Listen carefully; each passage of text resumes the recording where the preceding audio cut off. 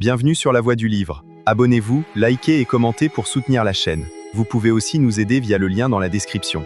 Bonne écoute. Chapitre 18.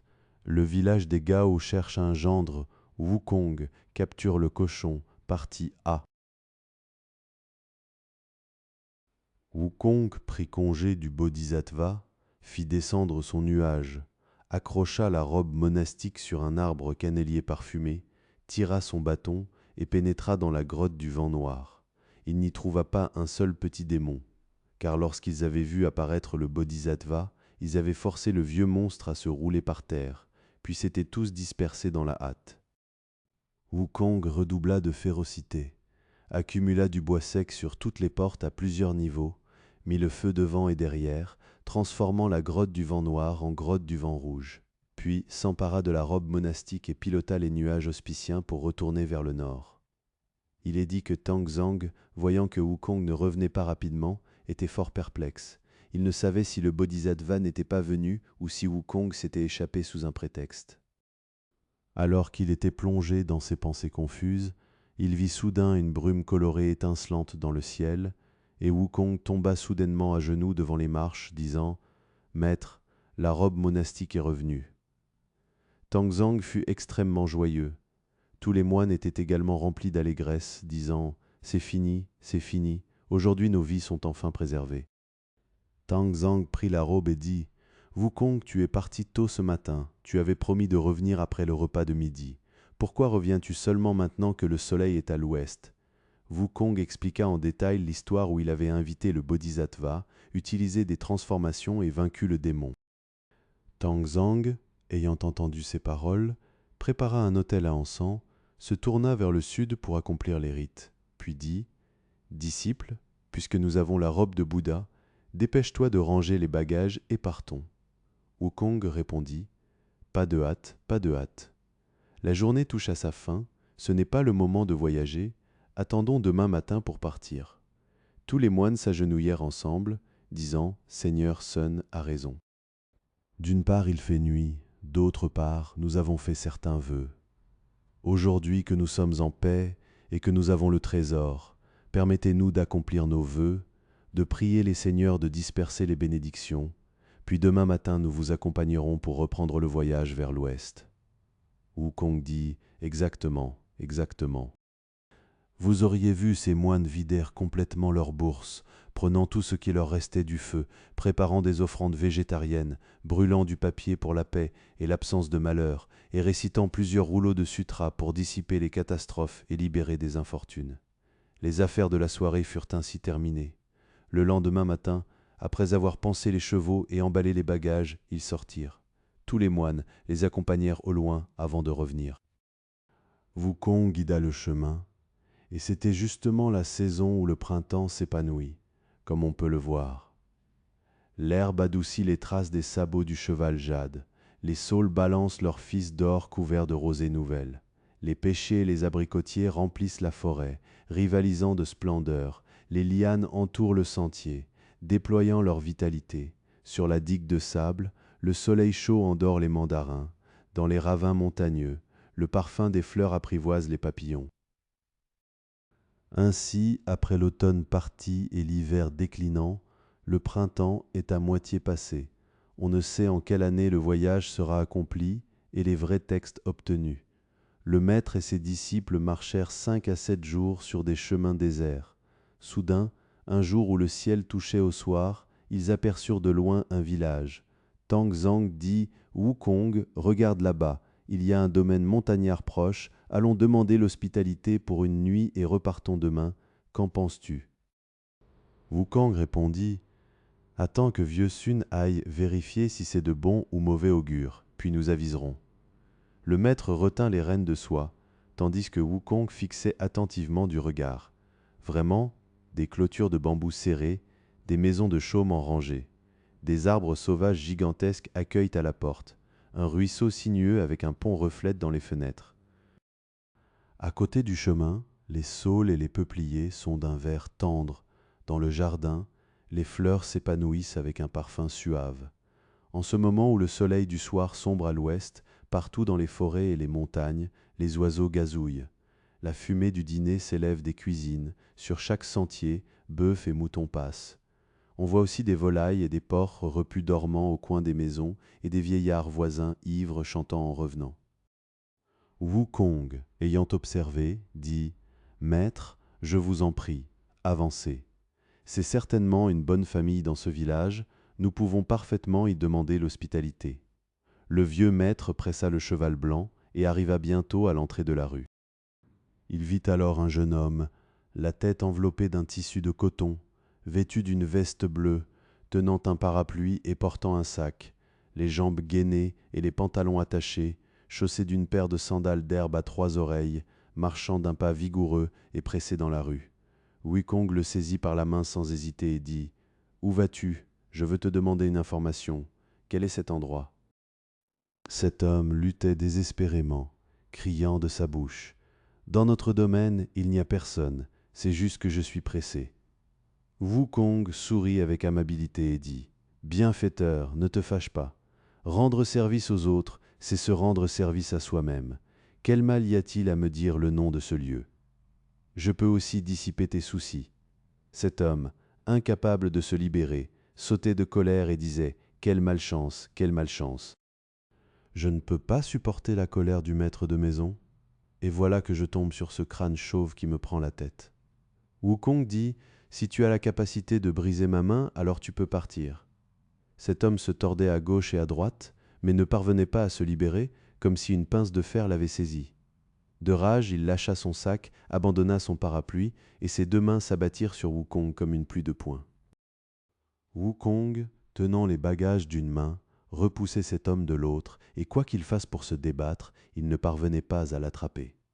Wukong le relâchait encore moins, ce qui le rendait furieux comme le tonnerre. Tang Zhang dit « Wukong, est-ce qu'il n'y a pas quelqu'un d'autre qui arrive? Demande à cette autre personne, pourquoi le tenir ainsi? Laisse-le partir. » Wukong sourit et dit « Maître, tu ne sais pas, si je demande à quelqu'un d'autre, ce sera sans intérêt.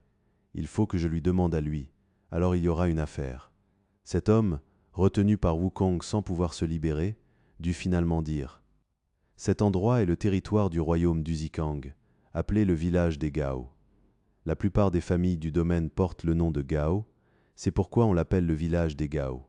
Laissez-moi partir, je vous en prie. » Wukong ajouta « Avec cet équipement, tu n'es pas en train de faire un court trajet. Dis-moi vraiment où tu vas et ce que tu fais exactement, alors je te libérerai. » Cet homme, n'ayant pas d'autre choix, dut raconter la vérité. « Je suis un serviteur du grand seigneur Gao, je m'appelle Gao Kai. Mon seigneur a une fille âgée, qui a justement 20 ans, et qui n'a jamais été mariée. Il y a 3 ans, un démon l'a possédée. Ce démon a été le gendre pendant ces 3 années complètes. Mon seigneur n'est pas content en disant « Ma fille a épousé un démon, ce n'est pas une solution durable. D'une part, cela ruine la réputation de notre famille, d'autre part, il n'y a pas de beaux-parents avec qui entretenir des relations. Il a toujours voulu renvoyer ce démon, mais le démon refuse catégoriquement de partir, au contraire. Il a enfermé ma jeune maîtresse dans la cour arrière, et depuis près de 6 mois, il ne la laisse plus voir les membres de la famille. Monseigneur m'a donné quelques onces d'argent pour chercher un maître de la loi capable de capturer ce monstre. Depuis quelque temps, je n'ai pas arrêté de marcher. Devant et derrière, j'ai invité 3 ou 4 personnes, mais c'étaient tous des moines incapables, des taoïstes incompétents qui ne pouvaient pas vaincre ce démon. Il vient juste de me gronder, disant que je ne savais pas faire mon travail. Il m'a encore donné 5 taels d'argent pour le voyage, me disant d'aller chercher un bon maître de la loi pour le vaincre. Je ne m'attendais pas à tomber sur toi, cette étoile épineuse qui me retient, m'empêchant de continuer mon chemin, c'est pourquoi je suis en colère intérieurement et extérieurement. N'ayant pas d'autre choix, je t'ai crié dessus. Je ne pensais pas que tu aurais une telle prise, je ne peux pas me libérer, alors je raconte cette vérité. Laisse-moi partir, je te prie. » Wukong dit « C'est ta chance, j'ai justement cette occupation. C'est vraiment une affaire qui tombe à pic. Tu n'as pas besoin de voyager loin, ne dépense pas ton argent. Nous ne sommes pas ces moins incapables, ces taoïstes incompétents. Nous avons vraiment des capacités et sommes habitués à capturer les démons. C'est exactement, d'une part on s'occupe du médecin, d'autre part on guérit bien les yeux. Je t'en prie, Retourne informer ton maître que nous sommes les saints moines impériaux envoyés par le souverain de l'Est en route vers l'Ouest pour adorer Bouddha et chercher les sutras, et que nous sommes compétents pour vaincre les démons et ligoter les esprits. Gaokai dit « Ne me trompe pas, je suis quelqu'un de plein de colère, si tu me trompes et que tu n'as pas de capacité pour capturer ce démon, cela ne va-t-il pas encore me faire subir des reproches ?» Wukong dit « Je te garantis que je ne te tromperai pas. Conduis-nous simplement devant ta maison. » Cet homme, n'ayant vraiment pas d'autre choix, prit réellement son sac, saisit son parapluie, fit demi-tour et les guida, lui et ses maîtres, jusqu'à la porte, disant « Deux vénérables, asseyez-vous un moment sur la plateforme aux chevaux, pendant que j'entre prévenir le maître. » Wukong le lâcha alors, posa le fardeau, tint le cheval, et le maître et ses disciples s'assirent et se tinrent debout près de la porte en attendant.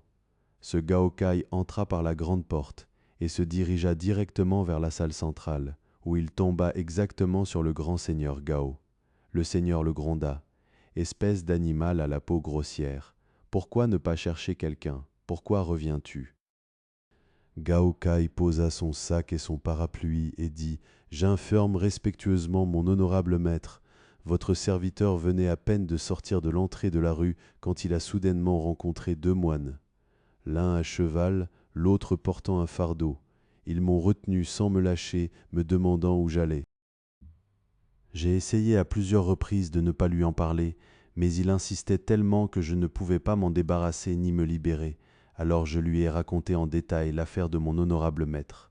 Il en fut extrêmement joyeux et veut capturer ce monstre pour nous. » Le vieux Gao dit « D'où viennent-ils » Gaokai dit « Il dit qu'il est un saint moine impérial envoyé par le souverain de l'Est en route vers l'Ouest pour adorer Bouddha et chercher les sutras. » Le grand seigneur dit « Puisque c'est un moine venu de loin, il doit vraiment avoir des capacités. Où est-il maintenant » Gaokai dit « Il attend dehors. » Le grand seigneur changea immédiatement de vêtements et sortit avec Gaokai pour les accueillir, disant « Vénérable. » Tangzang, entendant cela, se retourna rapidement, et le vieil homme était déjà devant lui. Ce vieillard portait un foulard en soie noire, une robe de brocart du Sichuan blanc-vert, des bottes de veau en cuir de riz brut et une ceinture noire et verte. Il sortit avec un sourire et un salut, disant « Deux vénérables, je vous salue. » Tangzang rendit le salut, tandis que Wukong restait immobile. Le vieillard, voyant son apparence féroce et laide, n'osa pas le saluer. Wukong dit « Pourquoi ne pas faire une révérence à Vieux Sun ?» Ce vieillard, ayant un peu peur, dit à Gaokai « Espèce de petit garnement, tu veux me tuer? Il y a déjà un gendre à la tête monstrueuse et au cerveau étrange dans la maison, dont je ne peux pas me débarrasser. Comment oses-tu encore amener ce Leigong pour me nuire ?» Wukong dit « Vieux Gao, tu as vécu tant d'années et tu ne comprends toujours pas les choses. Si tu juges les gens uniquement sur leur apparence, tu te trompes complètement. Moi, Vieux Sun, je suis laid, c'est vrai, mais j'ai des capacités. Si je capture le démon pour ta famille, si j'attrape l'esprit, si je saisis ton gendre et que je te rends ta fille, c'est une bonne chose. Pourquoi insister tant sur l'apparence ?» Le grand seigneur, entendant ces paroles, tremblant, dut se renforcer mentalement et dit « Je vous en prie, entrez. » Wukong, voyant qu'on l'invitait, prit alors le cheval blanc, ordonna à Gaokai de porter les bagages et entra avec Tangzang. Sans se soucier de rien, il attacha le cheval à un pilier du hall ouvert, tira une chaise laquée noire et fit asseoir son maître. Il tira ensuite une autre chaise et s'assit à côté. Le vieux Gao dit « Ce petit vénérable est vraiment à l'aise chez les autres. » Wukong dit « Si tu es disposé à me laisser rester 6 mois, je serai encore plus à l'aise. » Une fois assis, le vieux Gao demanda « Tout à l'heure, mon serviteur a dit que vous deux vénérables venez de l'Est. » Tangzang dit « Exactement. Je suis envoyé par décret impérial vers l'Ouest pour adorer Bouddha et chercher les sutras, et en passant par votre honorable domaine, je demande spécialement l'hospitalité pour une nuit. Je partirai tôt demain matin. » Le vieux Gao dit « Vous deux venez originellement demander l'hospitalité. Comment dites-vous que vous savez capturer les démons ?» Wukong dit « Comme nous demandons l'hospitalité, nous pouvons au passage capturer quelques démons pour nous amuser. Puis-je demander combien de démons il y a dans votre honorable famille ?» Le vieux Gao dit « Au ciel, comment pourrais-je en supporter beaucoup ? Juste ce seul gendre démon m'a déjà épuisé. » Wukong dit « Raconte-moi depuis le début l'histoire de ce démon, quelles sont ses grandes capacités, afin que je puisse le capturer pour toi. » Le vieux Gao dit « Dans notre domaine, depuis l'Antiquité jusqu'à aujourd'hui, nous n'avons jamais entendu parler d'esprits, de démons, de forces maléfiques ou de perturbations. C'est juste que moi, malheureux vieillard, je n'ai pas eu la chance d'avoir des fils, j'ai seulement eu 3 filles. L'aînée s'appelle Xianglan, la seconde s'appelle Yulan et la troisième s'appelle Kuilan. Les 2 premières ont été mariées depuis leur enfance à des familles de notre domaine.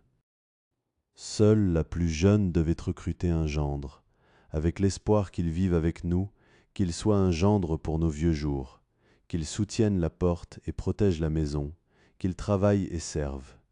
Je ne m'attendais pas à ce qu'il y a 3 ans, un homme arrive, dont l'apparence était plutôt raffinée.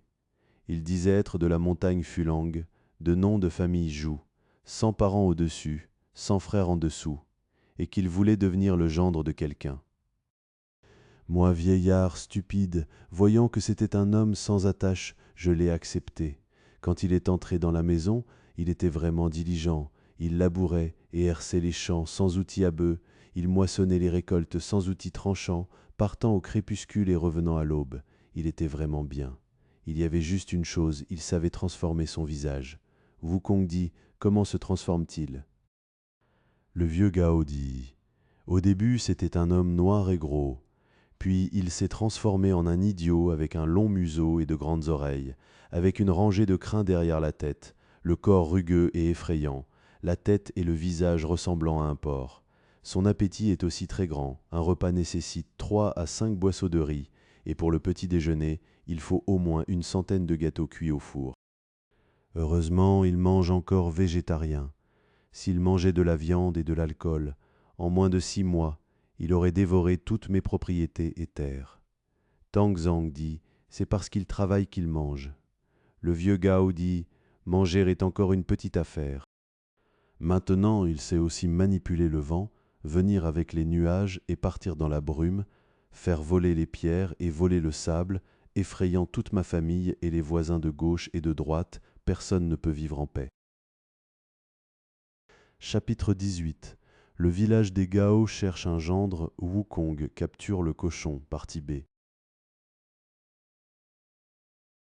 De plus, il a enfermé ma petite fille, Kuilan, dans la cour arrière, et depuis plus de 6 mois, je ne l'ai pas vue. Je ne sais même pas si elle est vivante ou morte. C'est pourquoi je sais que c'est un démon et que je veux inviter un maître de la loi pour le chasser. Wukong dit « Pourquoi est-ce difficile ? Vieillard, sois tranquille, cette nuit je te garantis de le capturer, de lui faire écrire un document de rupture de fiançailles et de te rendre ta fille. Qu'en penses-tu » Le vieux Gao, extrêmement joyeux, dit « Ce n'est pas grave si je l'ai accepté comme gendre, mais cela a ruiné ma réputation et éloigné mes proches. Si on peut le capturer, à quoi bon un document ? Je te prie simplement de l'éliminer complètement. » Wukong dit « Facile, facile. Dès la nuit tombée, nous verrons le résultat. » Le vieillard, extrêmement joyeux, ordonna d'essuyer les tables et les chaises et de préparer des offrandes végétariennes. Après le repas, alors que le soir approchait, le vieillard demanda « Quelles armes faut-il ? Combien de personnes pour accompagner ?» Préparez tôt. Wukong dit « J'ai mes propres armes. » Le vieillard dit « Vous deux n'avez que ce bâton d'étain. Comment un bâton d'étain peut-il vaincre ce démon ?» Wukong sortit alors une aiguille à broder de son oreille, la tenant dans sa main, l'agita face au vent, et elle devint un bâton de fer cerclé d'or aussi gros qu'un bol. Il dit au vieux Gao, « Regarde ce bâton. Comment est-il comparé aux armes de ta famille? Peut-il vaincre ce démon ou non ?» Le vieux Gao demanda encore, « Puisque tu as des armes, as-tu besoin de gens pour te suivre ?» Wukong dit, « Je n'ai pas besoin de gens, j'ai juste besoin de quelques vieillards gai et vertueux pour accompagner mon maître afin qu'il s'assoie et discute tranquillement, ainsi je pourrai le laisser et partir. Quand j'aurai capturé le démon, je fournirai des preuves devant tous et j'éliminerai la racine pour toi. » Le vieillard appela immédiatement les serviteurs et invita plusieurs parents et amis. Une fois qu'ils furent tous arrivés, et se furent salués. Wukong dit « Maître, sois assis tranquillement et en confiance, vieux Sun y va. » Vous l'auriez vu saisir son bâton de fer, tirer le vieux Gao et dire « Conduis-moi voir la résidence du démon dans la cour arrière. » Le vieux Gao le conduisit alors devant la porte de la cour arrière. Wukong dit « Va chercher la clé. » Le vieux Gao dit « Regarde d'abord, si on pouvait utiliser une clé, on ne t'aurait pas invité. » Wukong sourit et dit « Toi, vieillard, bien que tu sois âgé, tu ne sais pas plaisanter. Je t'ai trompé avec ces mots, et tu les as pris au sérieux. » Il s'avança, toucha, et découvrit que c'était un cadenas coulé en bronze. De rage, il frappa avec son bâton cerclé d'or, brisant la porte, et l'intérieur était noir comme l'encre. Wukong dit « Vieux Gao, appelle ta fille, vois si elle est à l'intérieur. » Ce vieillard, durcissant son courage, appela « Troisième sœur ». La fille, reconnaissant la voix de son père, répondit faiblement et sans force « Père, je suis ici. » Wukong fit briller ses yeux d'or et regarda attentivement dans l'ombre. Comment était-elle? On voyait ses cheveux comme des nuages en désordre, non peignés, son visage de jade non lavé, couvert de poussière. Son cœur d'orchidée restait inchangé, mais sa grâce délicate était complètement affaissée. Ses lèvres de cerise étaient totalement sans sang, sa taille se recroquevillait misérablement. Les sourcils pâles, froncés de chagrin, la voix basse, faible et craintive. Elle s'avança, vit le vieux Gao, le saisit et pleura dans ses bras en le serrant. Wukong dit « Ne pleure pas, ne pleure pas. Je te demande où est allé le démon ?» La jeune fille dit « Je ne sais pas où il est allé. Ces temps-ci, il part à l'aube et revient seulement à la nuit tombée. Avec des nuages et de la brume, on ne sait pas d'où il vient ni où il va. Comme il sait que père veut le chasser, il se méfie souvent. C'est pourquoi il vient le soir et part le matin. » Wukong dit « Inutile d'en parler davantage. Vieillard, emmène ta fille devant dans la maison principale. Discutez tranquillement. Laisse vieux Sun l'attendre ici. S'il ne vient pas, ne m'en veux pas. S'il vient, je t'éliminerai cette herbe jusqu'à la racine. » Ce vieux Gao, extrêmement joyeux, emmena sa fille devant. Wukong utilisa alors ses pouvoirs magiques, secoua son corps et se transforma, devenant exactement comme la jeune fille, et s'assit seul dans la chambre en attendant le démon. Peu de temps après, une rafale de vent arriva, vraiment capable de faire voler les pierres et tourbillonner le sable. Un bon vent, au début il soufflait légèrement et ondoyait, puis ensuite il devenait vague et immense. Légèrement et ondoyant, il remplit l'univers, vague et immense, sans aucun obstacle. Il flétrit les fleurs et brisa les saules mieux que le chanvre arraché, il renversa les arbres et détruisit les forêts comme on cueille des légumes. Il retourna les rivières et agita les mers, les dieux et les démons en étaient affligés. Il fendit les rochers et fit s'effondrer les montagnes, le ciel et la terre en étaient effrayés. Le cerf portant des fleurs perdit sa trace, le singe cueillant des fruits s'égara à l'extérieur.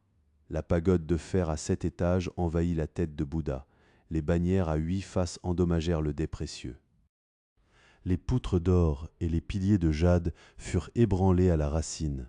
Les tuiles sur les toits volèrent comme des morceaux d'hirondelles. Le batelier levant sa rame, fit un vœu, ouvrant le bateau. Il s'empressa d'offrir des porcs et des moutons en sacrifice. Le dieu du sol local abandonna le temple ancestral. Les rois dragons des 4 mers se prosternèrent vers le haut. Sur la côte, un bateau de Yacha fut endommagé. La grande muraille fut renversée à moitié du côté de la passe. Après le passage de cet vent violent, on vit soudain un démon venir dans les airs, vraiment laid de visage, visage noir, poils courts, long museau, grandes oreilles, vêtu d'une robe droite en toile bleu-vert indéfinissable, ceint d'un mouchoir en tissu fleuri. Wukong sourit intérieurement et dit « En fait, c'est cette affaire. » Ce bon Wukong ne l'accueillit pas, ne lui demanda rien, et s'allongea simplement sur le lit en feignant la maladie, gémissant et soupirant sans cesse de sa bouche. Ce démon, ne distinguant pas le vrai du faux, entra dans la chambre, la saisit dans ses bras et voulut l'embrasser. Wukong sourit intérieurement et dit « Vraiment, il veut s'en prendre à vieux Sun. » Il utilisa alors une technique, soutint le long museau du démon et fit une petite chute. D'un mouvement de tête, il le projeta et le démon tomba lourdement du lit. Le démon se releva, s'appuya sur le bord du lit et dit « Ma sœur, pourquoi es-tu un peu fâchée contre moi aujourd'hui ?» Penses-tu que je suis venu trop tard? Wukong dit pas fâché, pas fâché. Le démon dit si tu n'es pas fâché, pourquoi m'as-tu fait tomber? Wukong dit pourquoi es-tu si mesquin à vouloir m'embrasser ainsi? Parce que je ne me sens pas bien aujourd'hui. Si d'habitude j'allais bien, je me serais levé pour ouvrir la porte et t'attendre. Tu peux enlever tes vêtements et dormir. Le démon, ne comprenant pas, enleva vraiment ses vêtements. Wukong se leva d'un bond et s'assit sur le pot de chambre. Le démon revint sur le lit, tâtonna mais ne trouva personne et appela « Ma sœur, où es-tu allée?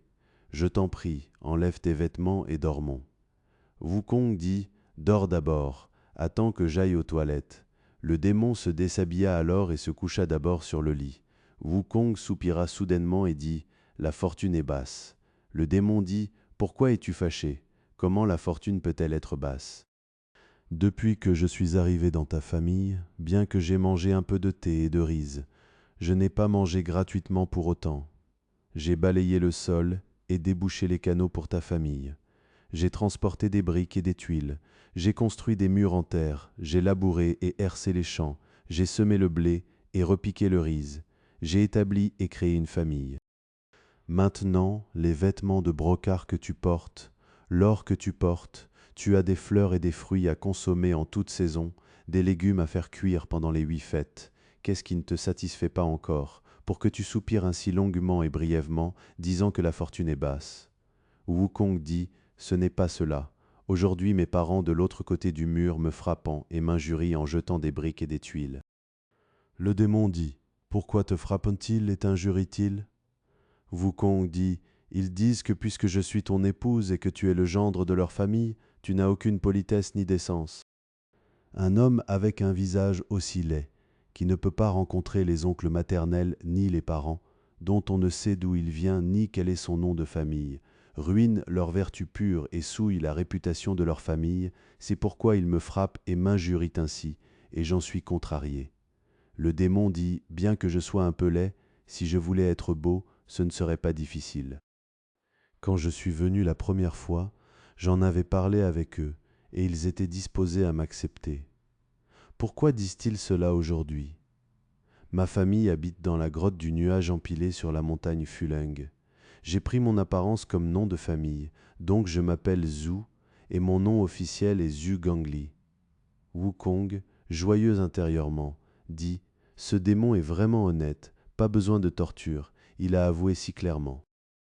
Maintenant que j'ai le lieu et le nom, peu importe comment, je le capturerai. » Wukong dit « Il veut inviter un maître de la loi pour te capturer. » Le démon sourit et dit « Dors, dors, ignore-le. J'ai les transformations du nombre Tiangang et un râteau à 9 dents. Pourquoi aurais-je peur d'un maître de la loi, d'un moine ou d'un taoïste? Même si ton père avait une grande piété et invitait le patriarche exorciseur des 9 cieux à descendre sur terre, je l'ai déjà rencontré, il n'oserait rien me faire. » Wukong dit « Il dit qu'il va inviter un certain grand sage Kitian, nommé Sun, qui a causé un grand tumulte au palais céleste il y a 500 ans pour te capturer. » Le démon, entendant ce nom, eut un tiers de peur et dit « Puisque c'est ainsi, je m'en vais, nous ne pouvons plus former un couple. » Wukong dit « Pourquoi pars-tu » Le démon dit « Tu ne sais pas, ce Bima Wen qui a causé le tumulte au palais céleste a des capacités. Je crains de ne pas pouvoir le vaincre, ce qui abaisserait ma réputation et ne serait pas présentable. » Ayant dit cela, il enfila ses vêtements, ouvrit la porte et sortit. Wukong le saisit immédiatement, essuya son propre visage et révéla sa forme originelle, criant « Bon démon, où vas-tu? Lève la tête et regarde qui je suis. » Le démon tourna les yeux et vit Wukong montrant les dents, grinçant, avec des yeux d'or enflammés, un visage velu et bosselé, ressemblant exactement à un Leigong vivant. Pris de panique, les mains engourdies et les jambes molles, il fit un bruit sec, déchira ses vêtements et s'échappa en un vent violent. Wukong s'empressa de s'avancer, tira son bâton de fer et frappa dans la direction du vent. Le démon se transforma en 10 000 flammes de feu et retourna directement vers sa montagne. Wukong pilota les nuages et le poursuivit, criant « Où vas-tu? Si tu montes au ciel, je te poursuivrai jusqu'au palais d'Uniu. Si tu descends dans la terre, je te poursuivrai jusqu'à la prison des morts injustes. » Hélas, on ne sait pas encore jusqu'où cette poursuite ira, ni quelle sera l'issue de cette bataille. Écoutez l'explication au chapitre suivant. Le démon, précédé de sa lumière de feu, et le grand sage, suivi de ses nuages colorés, avançaient. Soudain, ils arrivèrent devant une haute montagne. Le démon rassembla sa lumière rouge, révéla sa forme originelle, entra dans la grotte et sortit un râteau à 9 dents pour combattre. Wukong cria d'une voix forte. « Démon impudent, d'où viens-tu, esprit maléfique? Comment connais-tu mon nom, vieux Sun? Quelles sont tes capacités? Avoue sincèrement et je t'épargnerai la vie. » Le démon dit « Tu ne connais pas mes pouvoirs, avance et tiens-toi ferme, je vais te les raconter. Moi, depuis mon plus jeune âge, ma nature était maladroite. J'aimais l'oisiveté et la paresse sans repos ni trêve. Je n'ai jamais cultivé ma nature ni pratiqué l'authentique. Mon esprit confus a consumé les jours et les mois dans l'ignorance. Soudain, dans mon oisiveté, j'ai rencontré un véritable immortel, et nous nous sommes assis pour discuter du froid et du chaud. Il m'a conseillé de revenir à moi-même et de ne pas tomber dans le mondain, de ne pas créer de crimes infinis en tuant des êtres vivants. Quand viendra le jour de ta mort inévitable, tu te repentiras amèrement des 8 souffrances et des 3 chemins. Entendant ces paroles, mon esprit se tourna vers la pratique. Écoutant ces mots, mon cœur revint et chercha les secrets merveilleux. Par destin, je me suis prosterné sur place pour le prendre comme maître. Il m'a indiqué les portes du ciel et les palais de la terre.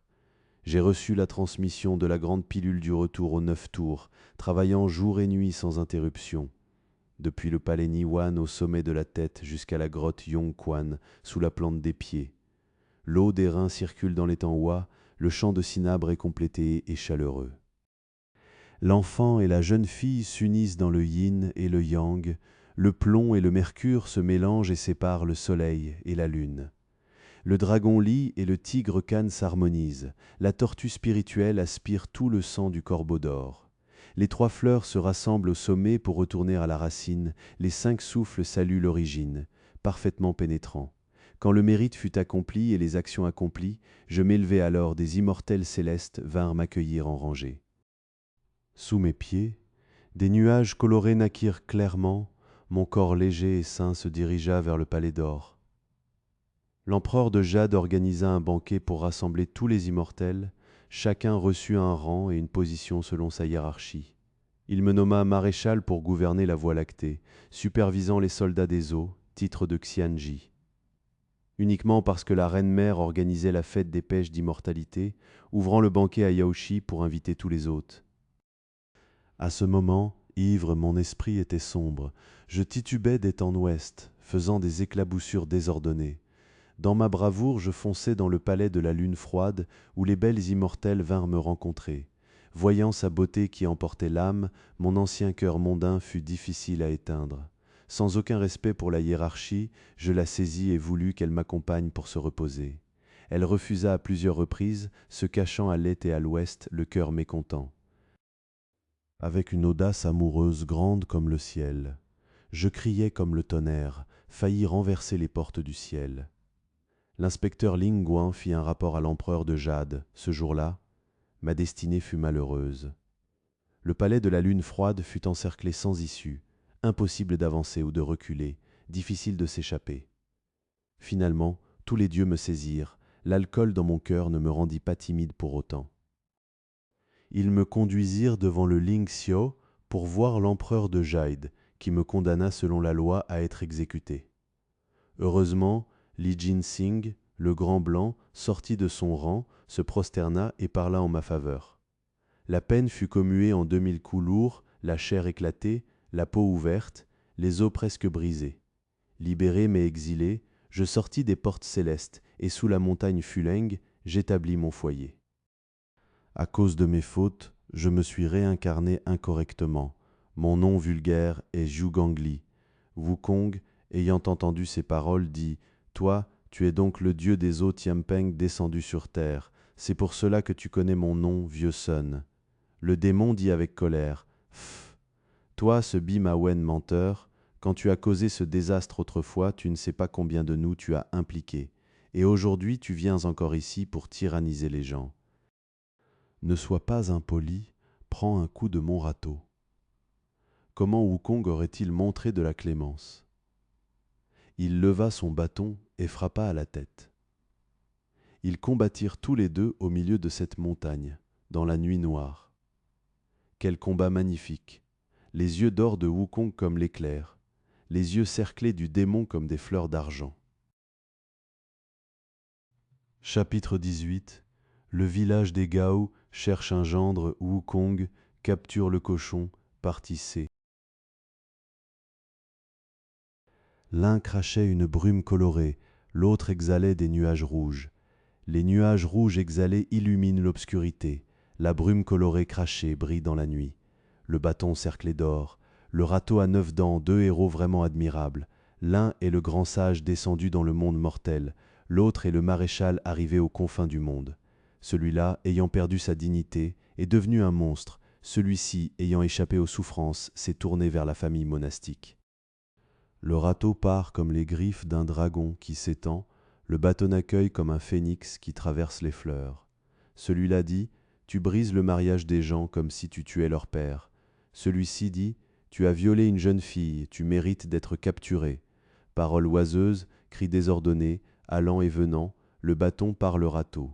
Le combat dura jusqu'à l'aube, le démon sentit ses deux bras engourdis. Ils combattirent depuis la deuxième veille de la nuit jusqu'à ce que l'Orient blanchisse à l'aube. Le démon, incapable de résister, battit en retraite et s'enfuit, se transformant à nouveau en vent violent, retourna directement dans sa grotte, ferma solidement la porte et ne sortit plus. Wukong, devant la porte de cette grotte, vit une stèle de pierre sur laquelle étaient écrits les 3 caractères grotte du nuage empilé. Voyant que le démon ne sortait pas et que le jour était déjà pleinement levé, il réfléchit dans son cœur. « Je crains que mon maître ne m'attende. Retournons le voir d'abord, puis je reviendrai capturer ce démon, ce ne sera pas trop tard. » Il posa alors le pied sur un nuage, fit un point, et arriva rapidement au village des Gao. Il est dit que Tang Zhang et tous ces vieillards avaient discuté du présent et du passé, passant toute la nuit sans dormir. Alors qu'il pensait que Wukong ne venait pas, il vit soudain Wukong se tenir dans la cour. Wukong rangea son bâton de fer, ajusta ses vêtements et entra dans la salle, disant « Maître, je suis revenu ». Tous ces vieillards paniqués se prosternèrent ensemble et remercièrent, disant « Merci, merci pour tant de peine ». Tang Zhang demanda « Wukong, es-tu allé cette nuit ou as-tu capturé le démon ?» Wukong dit « Maître, ce démon n'est pas un esprit du monde mortel, ni un monstre des montagnes. Il était originellement le maréchal Tianpeng descendu sur terre, mais à cause d'une réincarnation incorrecte, son museau et son visage ressemblent à un porc sauvage, mais son esprit est encore présent. Il dit qu'il a pris son apparence comme nom de famille et s'appelle Zhu Gangli. C'est moi, vieux Sun, qui ai tiré mon bâton depuis la cour arrière et l'ai frappé. Il s'est transformé en un vent violent et s'est enfui. Frappé par le vent de mon bâton, il s'est transformé en une traînée de feu et est retourné directement dans sa grotte montagneuse, où il a sorti un râteau à 9 dents et a combattu avec moi toute la nuit. Il y a peu, alors que le jour se levait, effrayé par le combat, il s'est enfui et a fermé solidement la porte de la grotte sans sortir. Vieux Sun voulait encore ouvrir cette porte et régler les comptes avec lui, mais craignant que mon maître ne soit ici, inquiet et tindant, je suis d'abord revenu donner des nouvelles. Ayant dit cela, le vieux Gao s'avança et s'agenouilla, disant « Vénérable, je n'ai pas d'autre choix. Bien que tu l'aies chassé, il reviendra après ton départ. Comment faire? Autant te fatiguer pour le capturer pour moi, éliminer la racine, alors il n'y aura plus de problème ultérieur. Moi, vieillard, je n'oserais pas être négligent, j'aurai une grande récompense. Je prendrai ses propriétés et terres, je ferai rédiger un document par tous les parents et amis, et je les partagerai équitablement avec toi, vénérable. Il faut simplement éliminer l'herbe jusqu'à la racine. Ne laisse pas cela ruiner la vertu pure de la famille Gao. » Wukong sourit et dit « Toi, vieillard, tu ne connais pas les limites. Ce démon m'a aussi dit que bien qu'il ait un grand appétit et qu'il ait mangé un peu de thé et de riz dans ta famille, il a aussi fait beaucoup de bonnes choses pour toi. Ces dernières années, il a gagné beaucoup de bien grâce à sa force. Il n'a pas mangé tes choses gratuitement. Selon ce qu'il dit, c'est un Dieu céleste descendu sur terre, qui a travaillé pour établir ta famille et n'a pas nui à ta fille. Pensez qu'un tel gendre est bien assorti. Cela n'a pas vraiment ruiné la réputation de la famille ni déshonoré la conduite, on pourrait vraiment le garder. Le vieux Gao dit vénérable, bien que cela ne blesse pas la moralité, la réputation n'est pas très bonne. À chaque fois, les gens disent la famille Gao a pris un gendre démon. Cette phrase, comment peut-on la supporter? Tang Zhang dit Wukong, puisque tu as déjà combattu avec lui une fois, fais une conclusion définitive avec lui, alors on verra le début et la fin. Wukong dit Je viens de le tester pour m'amuser. Cette fois je le capturerai certainement et vous le montrerez. Ne vous inquiétez pas. Il dit Vieux Gao, continue de bien traiter mon maître, j'y vais. Ayant dit cela, il disparut sans forme ni ombre, sauta sur cette montagne, arriva à l'entrée de la grotte, frappa les deux portes avec son bâton de fer jusqu'à ce qu'elles soient réduites en poussière. Il cria en injuriant « Espèce de marchandise grossière de son, sors vite te battre avec vieux Sun. » Ce démon, dormant dans la grotte en haletant, entendit le bruit des portes frappées et les injures de marchandises grossières de son. Il ne put supporter la colère, dut traîner son râteau, secouer son esprit, courir dehors et crier d'une voix sévère. « Toi, ce Bimawen, tu es vraiment paresseux. Quel rapport as-tu avec moi? Pourquoi as-tu brisé ma grande porte? Va regarder les lois. Entrer en brisant la grande porte, c'est un crime passible de la peine capitale. » Wukong sourit et dit « C'est idiot. Même si j'ai brisé la grande porte, il y a une explication. Toi, qui as occupé de force la fille d'une famille, sans 3 entremetteurs et 6 preuves, sans tes rouges ni vin de mariage, tu mérites un crime de meurtre vérifié. » Le démon dit « Arrêtons les paroles oiseuses, regarde mon râteau, vieux porc. » Wukong utilisa son bâton pour le bloquer et dit « Ce râteau, est-ce pour travailler comme serviteur dans la famille des Gao, pour construire la terre et planter des légumes? Quel pouvoir as-tu pour en avoir peur? » Le démon dit « Tu t'es trompé. Ce râteau n'est-il pas un objet du monde mortel? Écoute-moi plutôt. Ceci est du fer divin glacé forgé, poli et travaillé avec soin, brillant et pur. » Lao Jun lui-même a actionné le marteau et la pince. Ying a personnellement ajouté les copeaux de charbon. Les 5 empereurs des 5 directions ont utilisé leur ingéniosité. Les 6 Ding et 6 Jia ont déployé beaucoup d'efforts. 9 dents de jade pendantes ont été créées, des feuilles d'or en double anneau ont été coulées. Le corps est orné des 6 luminaires disposant les 5 étoiles. Le système suit les 4 saisons selon les 8 nœuds. La longueur et la brièveté, le haut et le bas déterminent le ciel et la terre. La gauche et la droite, le yin et le yang séparent le soleil et la lune. Les 6 généraux divins des lignes Yao suivent les règles célestes. Les 8 trigrammes des étoiles suivent la disposition de la grande ours. Son nom est le râteau précieux supérieur Qinjin, offert à l'empereur de Jade pour garder le palais de Cinabre. Parce que j'ai cultivé et atteint l'immortalité d'Aluo, parce que j'ai nourri l'hôte de longue vie. Nommé maréchal avec le titre de Tianpeng, l'empereur m'a offert le râteau à clous comme sceptre impérial. Quand je le lève, des flammes ardentes et une lumière de plume s'élèvent. Quand il tombe, un vent violent fait voler la neige auspicienne. Les généraux divins du ciel sont tous effrayés. Les rois Yan Luo de la terre ont peur dans leur cœur. Dans le monde mortel, où existe-t-il une telle arme? Sur terre, il n'y a pas de fer pareil. Il peut se transformer et suivre mon cœur. Il peut se retourner librement selon les incantations. Je l'ai porté pendant plusieurs années sans jamais le quitter. Il m'a accompagné pendant plusieurs années sans un jour de séparation. Je n'ai jamais perdu mes 3 repas quotidiens. Je n'ai jamais négligé de le prendre avec moi pendant une nuit de sommeil. Je l'ai aussi porté pour aller à la fête des pêches. Je l'ai aussi emmené pour rendre hommage au palais impérial. Tout cela à cause de l'alcool, j'ai agi violemment. uniquement parce que je comptais sur ma force. J'ai fait des éclaboussures. Le ciel m'a dégradé et envoyé sur la poussière mortelle. Le monde inférieur m'a laissé commettre des crimes. Dans la grotte de pierre, mon cœur pervers a autrefois mangé des gens. Dans le domaine des Gao, par affection joyeuse, le mariage s'est conclu. Ce râteau peut soulever le repaire des dragons et des alligators dans la mer. Il peut griffer et briser la tanière des tigres et des loups sur la montagne. Toutes sortes d'armes, ne les mentionnons pas, seul mon râteau est le plus tranchant. Pour combattre et vaincre, quelle difficulté y a-t-il? Pour lutter et chercher le mérite, inutile de parler. Pourquoi craindrais-tu un corps tout entier d'acier avec une tête de cuivre et un cerveau de fer? Quand le râteau arrive, l'âme disparaît et l'esprit s'échappe. Wukong, ayant entendu ces paroles, rangea son bâton de fer et dit « Idiot, ne parle pas trop. Vieux Sun tend sa tête là, essaye de la frapper une fois, vois si ton âme peut disparaître et ton esprit s'échapper. » Le démon leva vraiment son râteau de toutes ses forces et frappa. Avec un bruit sourd, des étincelles de feu jaillirent du râteau, mais pas un seul cheveu du cuir chevelu ne fut endommagé. Pris de panique, les mains engourdies et les jambes molles, il dit « Quelle bonne tête! Quelle bonne tête !» Wukong dit « Tu ne sais pas encore.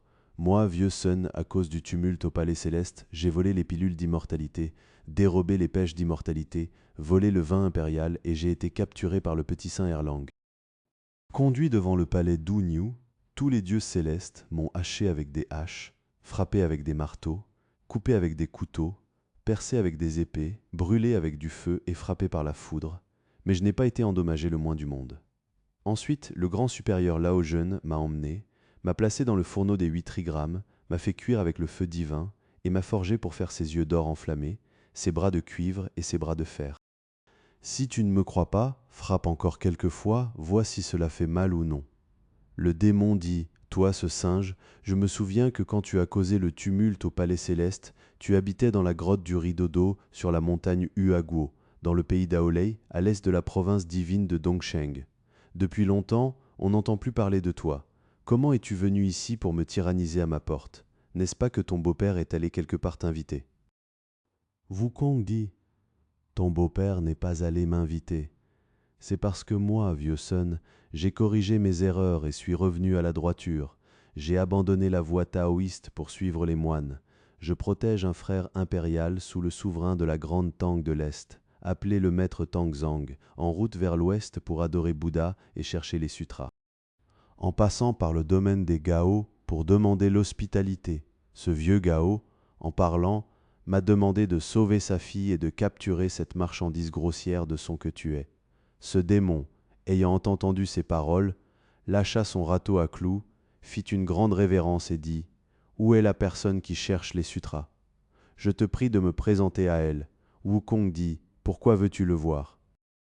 Le démon dit « Je suis originellement persuadé par le bodhisattva guanyin de faire le bien. J'ai reçu ses préceptes et pratiques. Ici, je jeûne et mange végétarien.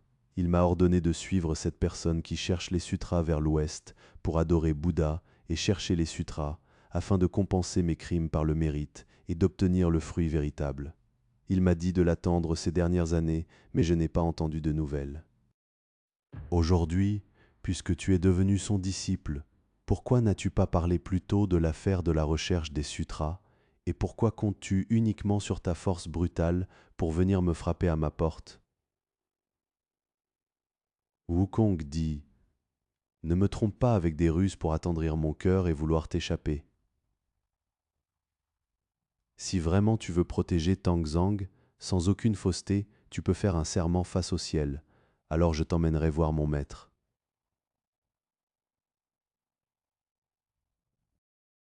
Le démon se prosterna soudainement, regardant le ciel et frappant la tête comme pour piler du riz, frappant continuellement sa tête et disant « Amitabha, Namo Bouddha, si je ne suis pas sincère et véritable, fais que je viole les règles célestes et que je sois coupé en 10 000 morceaux. » Wukong, le voyant faire un serment et un vœu, dit « Puisque c'est ainsi, allume un feu et brûle ta résidence, alors je t'emmènerai. » Le démon prit vraiment des roseaux et des épines, alluma un feu et brûla la grotte du nuage empilé, comme une maison en ruine.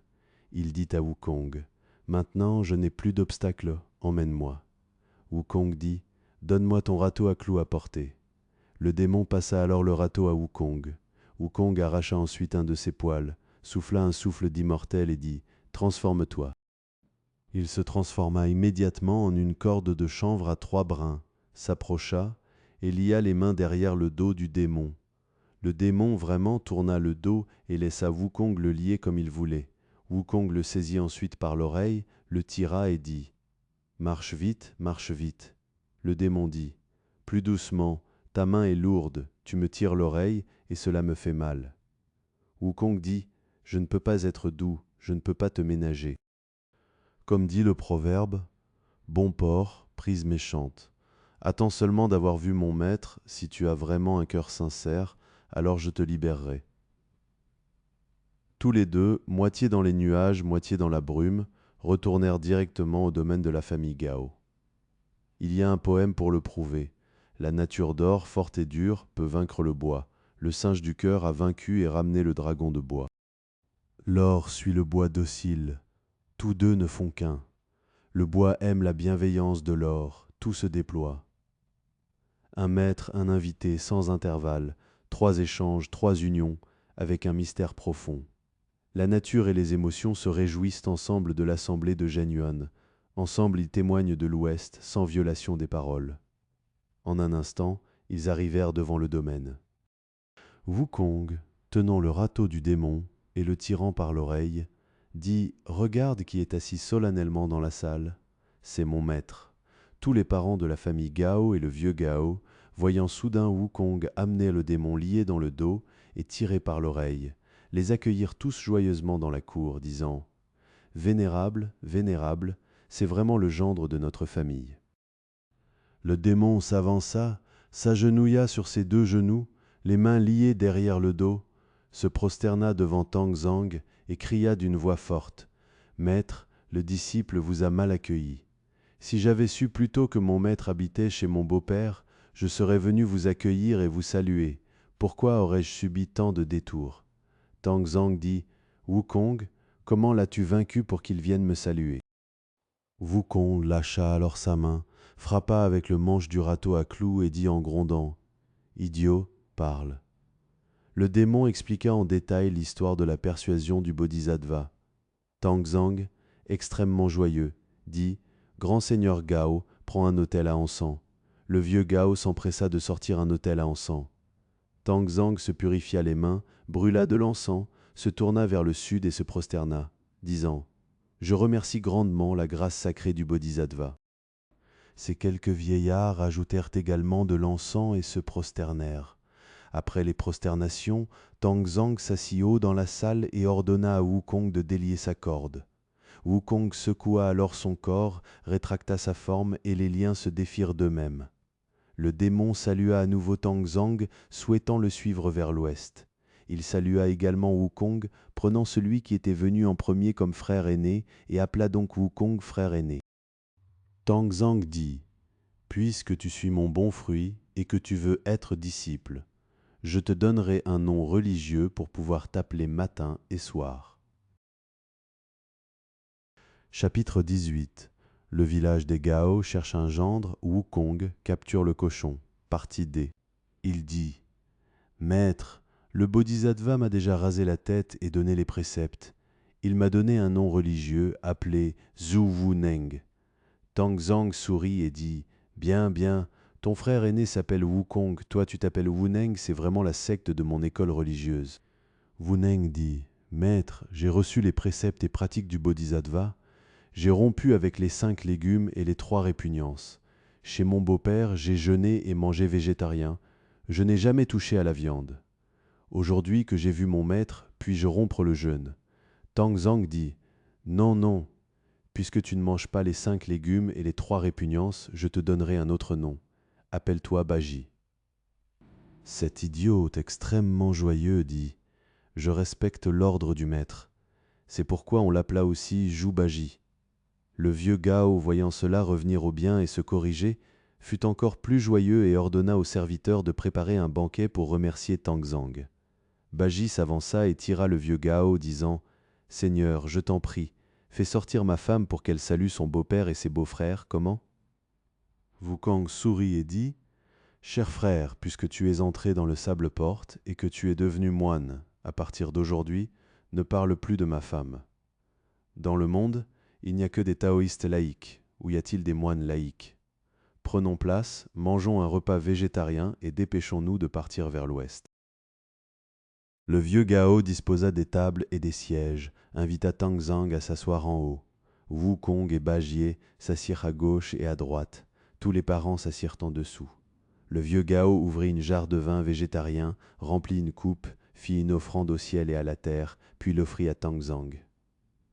Tang Zhang dit « Sans te cacher, grand seigneur, je suis végétarien depuis le ventre de ma mère. Depuis mon enfance, je ne mange pas de viande. » Le vieux Gao dit « Comme je savais que le vénérable était pur et végétarien, je n'ai jamais osé servir de viande.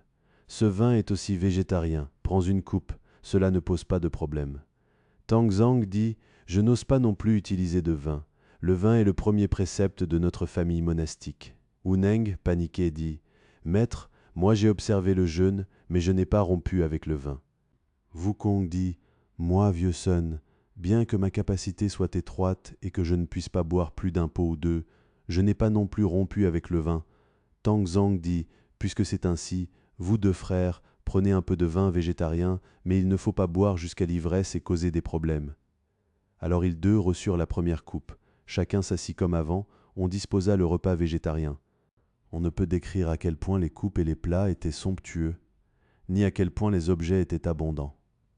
Après que le maître et ses disciples eurent terminé le banquet, le vieux Gao prit un plateau rouge laqué et sortit 211 d'or et d'argent en morceaux, les offrant aux 3 vénérables comme frais de voyage. Il offrit également 3 robes en coton comme vêtements du dessus. Tang Zhang dit « Nous sommes des moines itinérants, nous mangeons en mendiant dans les domaines, nous cherchons des repas végétariens partout. Comment oserions-nous accepter l'or, l'argent et les tissus ?»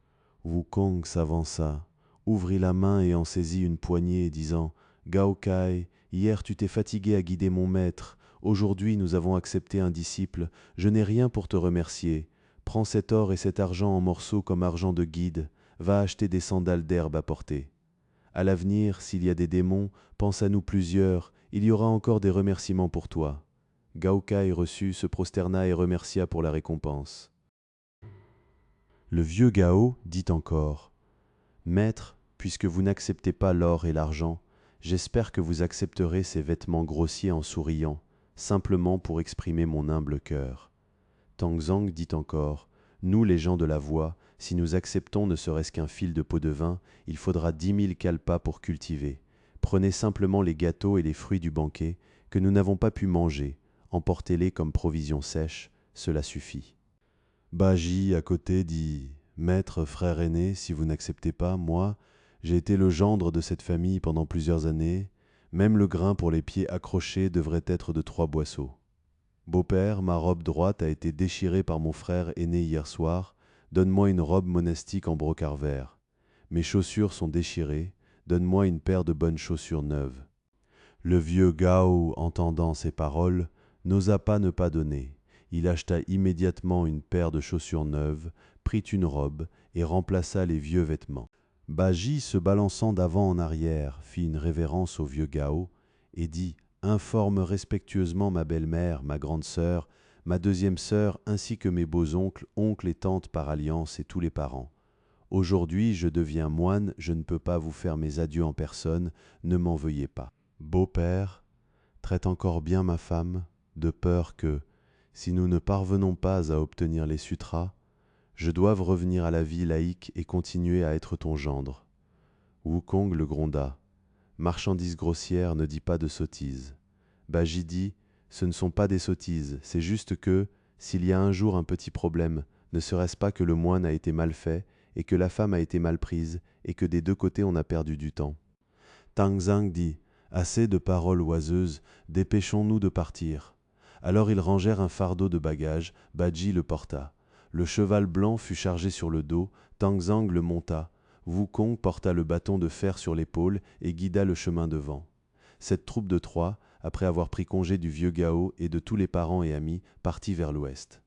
Il y a un poème pour le prouver. La terre est remplie de brumes colorées. La couleur des arbres est élevée. Les disciples de Bouddha de la dynastie Tang souffrent et travaillent dur. Affamés, ils mangent le riz d'une seule aumône de 1000 familles.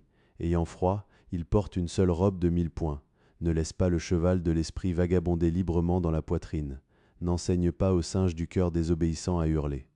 Quand les émotions et la nature sont stables, toutes les conditions s'harmonisent. Quand la lune est pleine à Jinhua, c'est le rasage des poils. Les 3 disciples entrèrent dans le chemin de l'Ouest, voyageant paisiblement pendant 1 mois. Ayant passé la frontière du Sikang, ils levèrent soudain la tête et virent une haute montagne. Tangzang arrêta son fouet et retint le cheval, disant « Wukong, Wuneng, la montagne devant est haute, il faut faire très attention. » Baji dit « Pas de problème. Cette montagne s'appelle la montagne Futu. Il y a dans cette montagne un maître zen appelé Wu Chao qui pratique ici, moi, vieux porc, l'ai déjà rencontré. » Tangzang dit « Quelle occupation a-t-il » Baji dit « Il a aussi un certain pouvoir. Il m'a déjà conseillé de pratiquer avec lui, je ne suis pas allé, c'est tout. » Le maître et ses disciples, tout en parlant, arrivèrent en peu de temps sur la montagne. Quelle belle montagne! On voyait, au sud de la montagne, il y a des pins verts et des cyprès bleus. Au nord de la montagne, il y a des saules verts et des pêchers rouges. Dans le bruit, les oiseaux de montagne se parlent en paires. En dansant gracieusement, les grues immortelles volent ensemble. Dans le parfum suave, 1000 sortes de fleurs ont des couleurs variées. Dans le vert flottant, les herbes d'hiver sont des formes merveilleuses. Dans le ravin, il y a de l'eau verte qui coule majestueusement.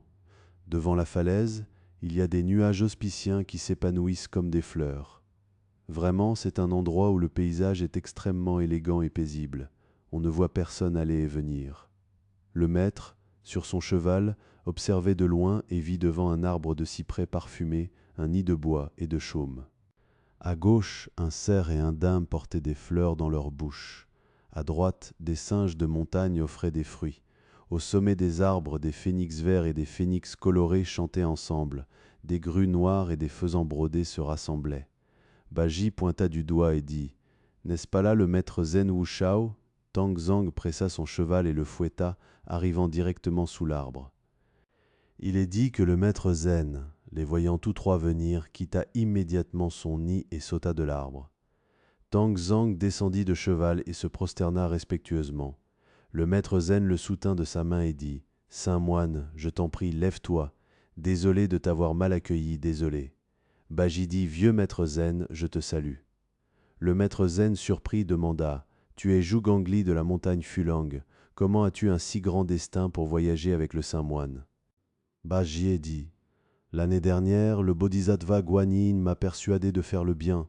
J'ai accepté de devenir son disciple. » Le maître Zen, extrêmement joyeux, dit « Bien, bien, bien. » Puis il désigna Wukong et demanda « Qui est celui-ci » Wukong sourit et dit « Ce vieux maître Zen le reconnaît, mais ne me reconnaît pas. » Le maître Zen dit « Parce que je le connais peu. » Tangzang dit « C'est mon grand disciple Sun Wukong. » Le maître Zen sourit avec déférence et dit « Je te dois un salut, je te dois un salut. » Tangzang se prosterna à nouveau et dit « Puis-je demander où se trouve encore le grand temple du tonnerre à l'ouest ?» Le maître Zen dit « Loin, loin, le chemin est simplement rempli de tigres et de léopards, difficile à parcourir. » Tangzang, avec une grande déférence, demanda à nouveau « Le chemin est-il vraiment loin ?» Le maître Zen dit « Bien que le chemin soit loin, il y aura certainement un jour où l'on arrivera, mais les brumes démoniaques sont difficiles à dissiper. J'ai un rouleau du Sutra du cœur aux multiples pensées, contenant 54 vers, totalisant 270 caractères. Si tu rencontres des endroits avec des brumes démoniaques, récite simplement ce sutra et tu ne subiras aucun dommage. » Tangzang se prosterna à terre et supplia. Alors le maître Zen le lui récita de bouche.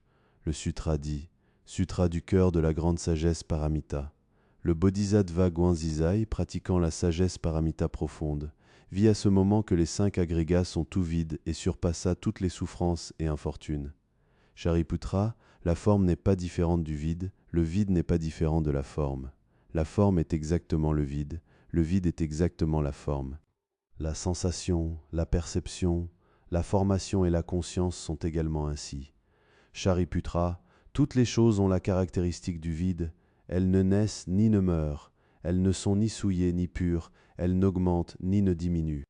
C'est pourquoi dans le vide, il n'y a pas de forme, pas de sensation, de perception, de formation, de conscience, pas d'yeux, d'oreilles, de nez, de langue, de corps, d'esprit, pas de forme, de son, d'odeur, de goût, de touche, de phénomène, pas de royaume des yeux jusqu'au royaume de la conscience, pas d'ignorance ni de fin de l'ignorance, jusqu'à pas de vieillesse ni de mort, ni de fin de la vieillesse et de la mort, pas de souffrance, d'origine, de sécession, de voix, pas de sagesse ni d'acquisition.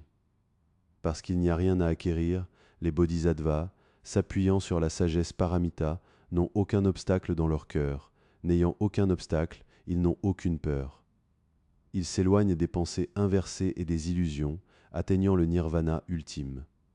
Tous les Bouddhas des 3 temps, s'appuyant sur la sagesse paramita, obtiennent l'anuttara samyak sans bodhi.